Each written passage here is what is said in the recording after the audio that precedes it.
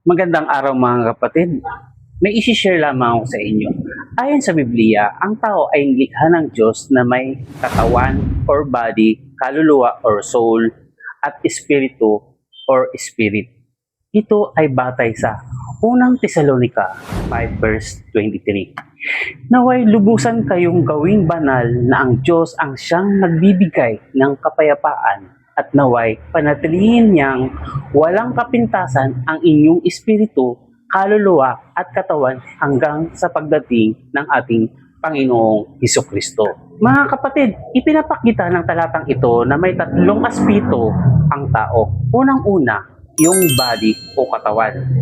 Ang body ay ang physical na bahagi ng tao na nakikita at nahahawakan. Ang layunin ng katawan, ito ay ginagamit natin upang kumilos sa mundo. Sa pamamagitan nito, tayo ay nakakapagsalita, nakakalakad, nakakakita at nakakarinig at nakakagawa ng mabuti o masama. Sinabi ni Pablo sa unang Korinto 6 verse 19 to 20. hindi ba ninyo alam na ang inyong katawan ay templo ng Espiritu Santo?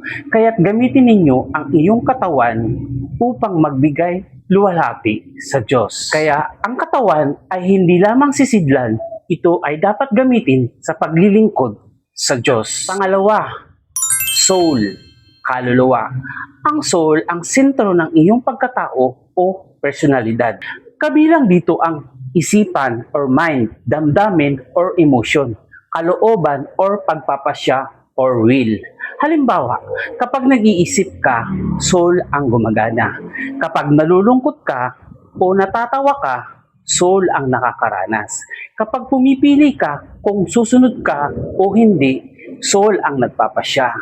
Sinabi ni Jesus sa Mateo 22 verse 37, ibigin mo ang Panginoong mong Diyos ng buong puso, buong kaluluwa at buong pag-iisip. Ipinapakita rito ang kaluluwa ay may kaugnayan sa ating pag-iisip, damdamin at buong pagkatao. Pangatlo, spirit or espiritu. Ang spirit ang bahagi ng tao na nagbibigay kakayahan sa atin na makipag-ugnayan sa Diyos. Noong nilikha ang tao, ayon sa Genesis 2 verse 7, hinubog ng Panginoong Diyos ang tao mula sa alabok ng lupa. Hiningahan niya ito ng hininga ng buhay at naging isang nilalang na may buhay. Ang espiritu ang nagbibigay ng buhay at kakayahang makilala at sumamba sa Diyos. Sinabi ni Jesus ayon sa 1 verse 24, ang Diyos ay espiritu, kaya ang sumasamba sa Kanya ay dapat sumamba sa espiritu at katotohanan. Kapag ang tao ay lumalapit kay Kristo, ang kanyang espiritu ay binibigyang buhay ng Diyos. At ayon nga sa Efeso 2 verse 4 to 5, Bagamat tayo'y patay dahil sa ating mga kasalanan, tayo'y binigyan niya ng buhay kasama ni Kristo. So mga kapatid, ito ang katanungan. Bakit may body, soul at spirit ang tao? Ang disenyo ng Diyos ay kumpleto. Body para makakilos sa physical na mundo. Soul para mag-isip, magmahal, magpasya at magkaroon ng personalidad. Spirit para makilala, makasama at makasamba sa Diyos. Kung wala ang katawan, hindi tayo makakakilos sa mundo.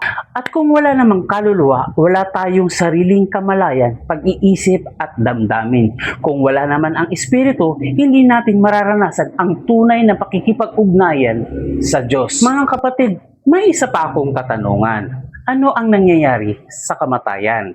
Kapag namatay ang tao, ang katawan ay bumabalik sa alabok. Ayon nga sa Genesis 3 verse 19, ikaw ay alabok at sa alabok ka rin babalik. Ang espiritu ay bumabalik sa Diyos na nagbigay nito. Ayon nga sa Ecclesiastes 12 verse 7, ang alabok ay babalik sa lupa at ang espiritu ay babalik sa Diyos na nagbigay nito. At tungkol naman sa kaluluwa, itinuturo ng Biblia na ang tao ay mananagot sa Diyos at haharap sa kanyang paghatol. Ang walang hanggang kalagayan ng tao ay nakasalalay sa kanyang tugon kay Kristo. Okay mga kapatid, magbibigay ako ng isang simpleng halimbawa. Isipin ang isang ilawan or lamp. Di ba may body siya? So, ang body ang mismong ilawan. Yung soul, ang mekanismong nagpapagana at kumukontrol dito. So, ang spirit, ang kuryente, ang nagbibigay buhay upang ito ay magliwanag. Hindi man perpekto ang halimbawang ito, ngunit nakakatulong ito na maunawaan na magkaiba ang kanilang tungkulin.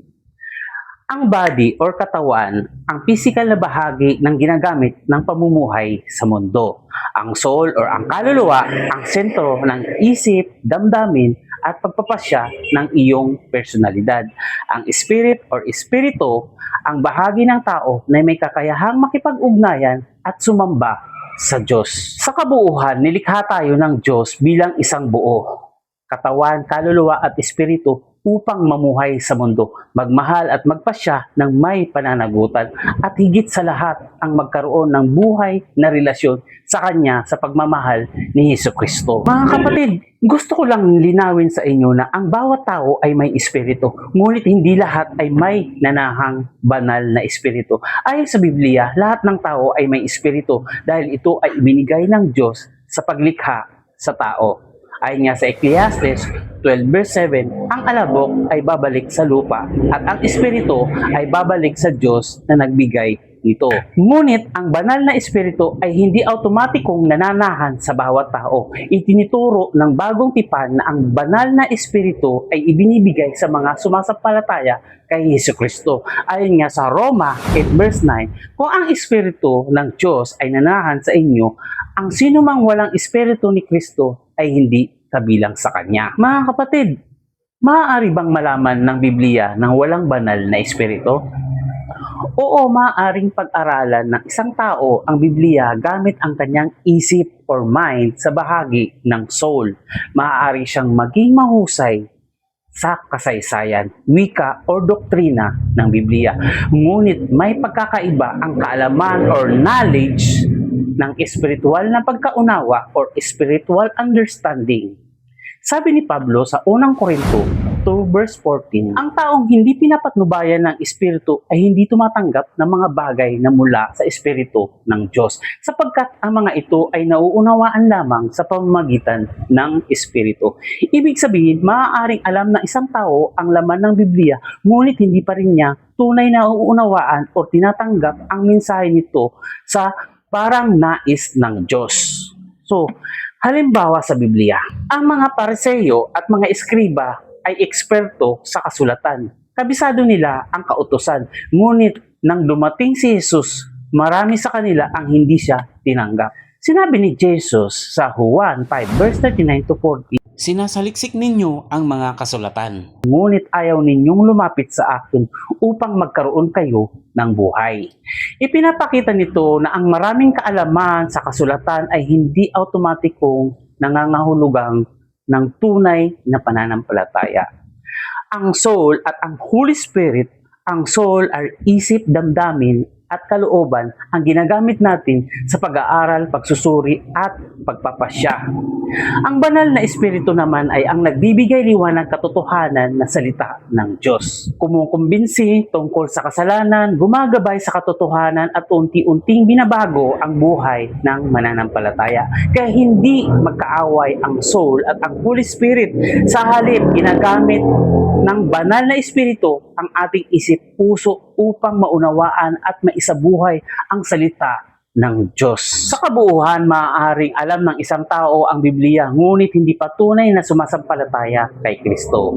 Makapag-aral siya gamit ang kanyang isip or soul, ngunit kailangan pa rin niya ang gawain ng banal na espiritu upang magkaroon ng espiritual na pagkaunawa at mabagong buhay. Kasabay nito, mahalagang tandaan na hindi natin kayang hatulan ang tiyak kung sino ang may banal na espiritu at sino ang wala. Ang Diyos lamang ang lubos na nakakakilala sa puso ng bawat tao. Ayon ngayon sa 1 Samuel 16 verse 7.